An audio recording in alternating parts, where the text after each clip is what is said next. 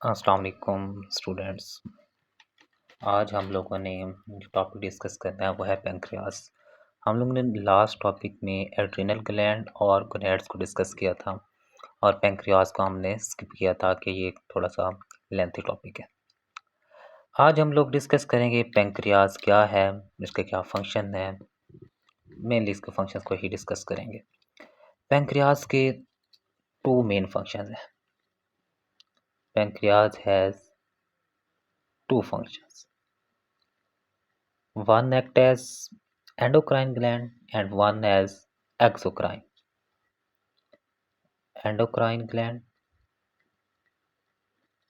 And exocrine, ये इस topic के स्टार्ट में मैंने जब ये ग्लैंड स्टार्ट किए थे मैंने आपको इसका डिफरेंस बताया था, एंडोक्राइन एंड एक्सोक्राइन ग्लैंड्स, कि एंडोक्राइन कौन से हैं और एक्सोक्राइन कौन से हैं।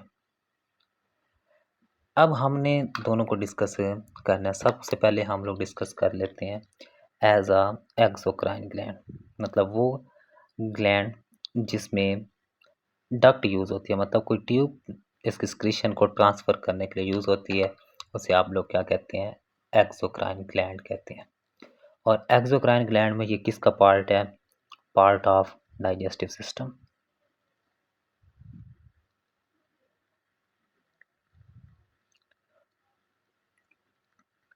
और ये वहाँ पे क्या करता है, डाइजेस्टिव एंजाइम को सेक्रीट करता है। जबकि हम बात करें इसके एंडोक्राइन की, एंडोक्राइन ग्लैंड के तौर पर कैसे एक्ट करता है उसको डिस्कस करते हैं। एंडोक्राइन का मतलब है कि इसके पास डक्ट नहीं है, मतलब कि ट्यूब नहीं है। इसकी जो सिक्रीशन होगी वो डायरेक्टली किस में होगी, सिक्रीट डायरेक्टली इनटू ब्लड। ये डायरेक्टली किस में होगा, ब्लड में सिक्रीट होगा, डायरेक्टली सिक्रीट इन ब्लड। और इसके पास स्पेशल सेल्स होते हैं, as endocrine gland has special cells, और उन स्पेशल सेल्स को आप लोग नाम देते हैं आइलेट्स ऑफ लैंगरहैंस।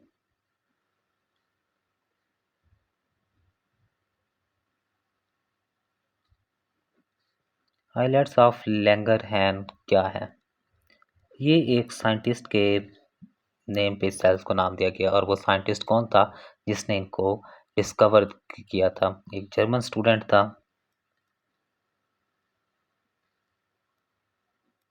और उसका नाम था पॉल लैंगरहैंस। और इसने कब डिस्कवर किया था, ये आपके एमसीक्यूज के अकॉर्डिंग है, और इसने इसको डिस्कवर किया था 1869 में। और इसके नेम पे इन सेल्स को क्या नाम दिया जाता है, आइलेट्स ऑफ लैंगरहैंस। ये आप लोगों ने याद करना है कि इसके पास स्पेशल सेल्स होते हैं जिन्हें आप लोग क्या कहते हैं, आइलेट्स ऑफ लैंगरहैंस।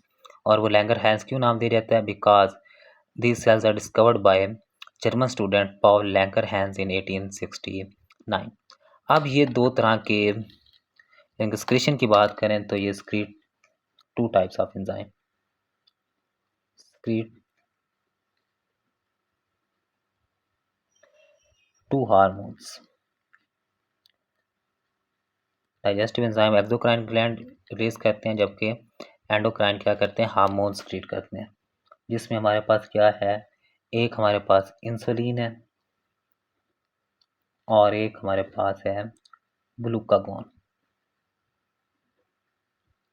इंसुलिन का क्या काम है और ग्लूकागोन का क्या काम है, ये दोनों का काम है ब्लड ग्लूकोज लेवल को मेंटेन रखना।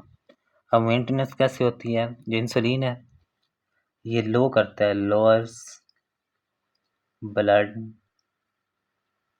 ग्लूकोज लेवल, जबकि जो ग्लूकागोन है ये increase blood glucose level.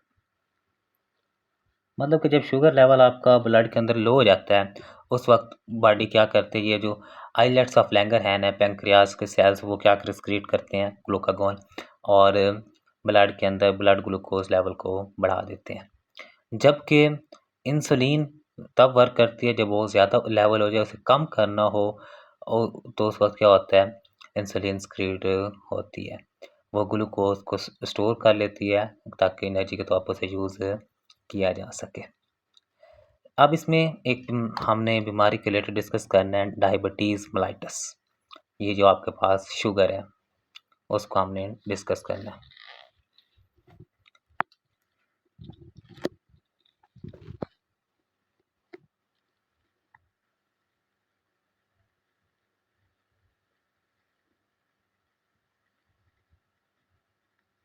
Diabetes mellitus क्या है, आपके पास शुगर है और इसमें होता क्या है, सेल्स क्या होते हैं, are unable to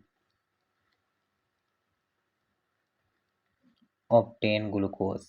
cell glucose को ऑब्टेन नहीं कर सकते। कहाँ से नहीं कर सकते? From blood. ब्लड से ग्लूकोज को क्या करते हैं, नहीं रिसीव कर सकते ग्लूकोज को। अब एज अ रिजल्ट जब ब्लड में से ग्लूकोज यूज़ ही नहीं होगी तो वो ब्लड ग्लूकोज लेवल क्या हो जाएगा, बढ़ जाएगा, resulting in high blood glucose. इसका रिजल्ट क्या होगा, हाई ग्लूकोज इन ब्लड।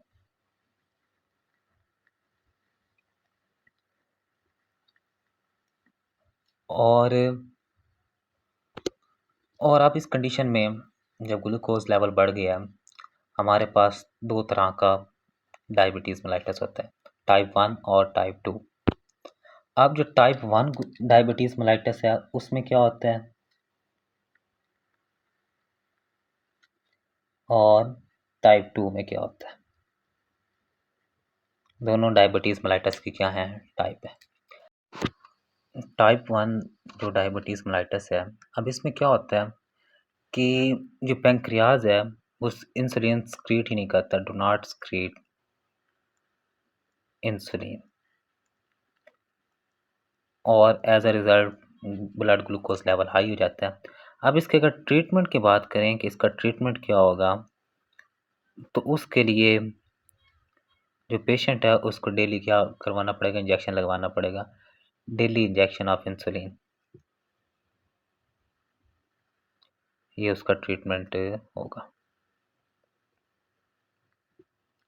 जबकि जो टाइप 2 है इसमें स्क्रीशन तो होती है, स्क्रीट इंसुलिन, इंसुलिन स्क्रीट तो हो रहा है बट टारगेट सेल तक पहुंच रहा है लेकिन वो रिस्पॉन्स नहीं कर रहे, but target cell do not respond. अब इसका ट्रीटमेंट क्या होगा, इसके ट्रीटमेंट की अगर बात करें कि इसका ट्रीटमेंट क्या हो सकता है, तो वो ये है कि आप लोग अपनी डाइट कंट्रोल कर लें और एक्सरसाइज स्टार्ट कर दें, तो आपकी जो डायबिटीज़ है, डायबिटीज़ मेलाइटस है, वो क्या हो जाएगा, ठीक हो जाएगा। ये दो कंडीशंस हैं डायबिटीज़ मेलाइटस के। आगे साइड बॉक्स के अंदर इसके इफ़ेक्ट्स लिखे हुए हैं। इफ़ेक्ट्स क्या हो सकते हैं डायबिटीज़ मेलाइटस के, इफ़ेक्ट्स की बात करें तो डायबिटीज़ क्या करता है, एक्सेस ग्लूकोज लेवल क्या कर देता है, इनहिबिट वाटर एब्जॉर्प्शन, किडनी के अंदर वाटर एब्जॉर्प्शन को रोक देता है। और क्या होता है, और as a result producing large amount of urine, urine बहुत ज़्यादा प्रोड्यूस होता है। और इसके रिजल्ट में क्या होगा, अब यूरिन ज़्यादा प्रोड्यूस हो रहा है, रीअब्जॉर्प्शन कम हो रही है, तो डिहाइड्रेशन हो जाएगी, डिहाइड्रेशन, और साथ क्या हो सकता है, किडनी डैमेज हो सकती है। और जो एक्सेस ग्लूकोज है ये इम्बैलेंस ऑफ वाटर तो करेगी, क्योंकि हमारे पास large amount of urine produce हो रही है, डिहाइड्रेशन हो रही है, तो हमारा imbalance of water and salt concentration है हो जाएगा। और इसके रिजल्ट में होता क्या है, लॉस ऑफ वेट, जिन बंदों को शुगर होती है उनका वेट लॉस होना स्टार्ट हो जाता है, वीकनिंग ऑफ मसल्स वीक हो जाते हैं, और थकन फील होती है।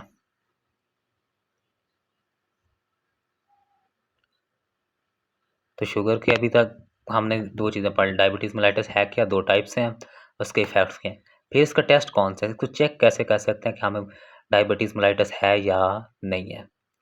इसके टेस्ट को हम लोग कहते हैं blood glucose concentration test, BGC test, blood glucose concentration test. ये है क्या, ये एक ऐसा टेस्ट है जिसमें हम लोग अमाउंट ऑफ ग्लूकोज मेजर करते हैं।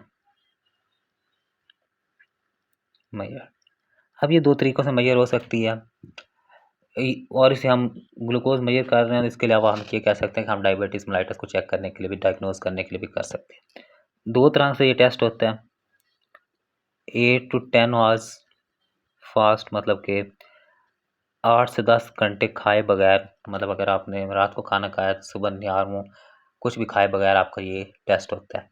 या दूसरा टेस्ट हो सकता है कि आप लोग कोई चीज़ खा लें तो उससे 2 घंटे बाद आफ्टर ग्लूकोज टेकन, मतलब कोई भी चीज़ मील खाएंगे, कोई खुराक खाएंगे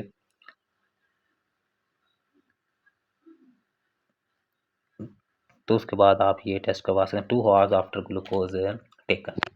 अब इनके रिजल्ट क्या हो सकते हैं, नॉर्मल वैल्यू क्या है, प्री डायबिटिक्स क्या है, और डायबिटिक्स कौन सी है, उनको हम डिस्कस करते हैं। यहाँ मैं एक साइड पे लिख रहा हूँ इनकी वैल्यूज़ के, नॉर्मल, प्री डायबिटिक्स और डायबिटीज़।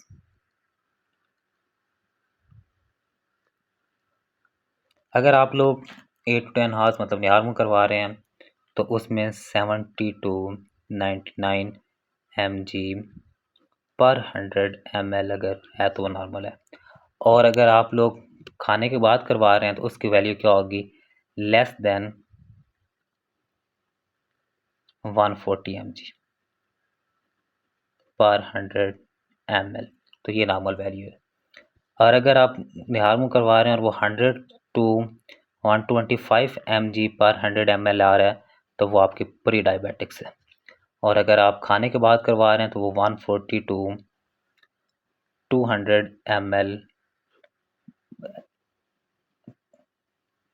mg पर 100 ml है तो वो प्री डायबिटिक्स है। और अगर आपको शुगर है तो अगर आप निहार मुँह करवाएंगे तो वो 126 mg in 100 ml or above, मतलब 126 से ज़्यादा होगा।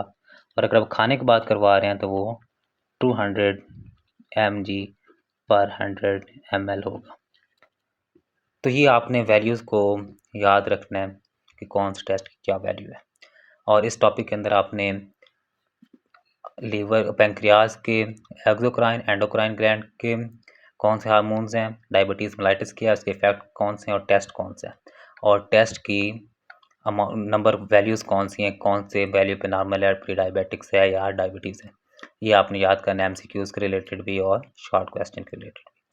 कोई क्वेश्चन हो तो कमेंट सेक्शन में पूछ लें, वीडियो को लाइक और चैनल को सब्सक्राइब कर लें।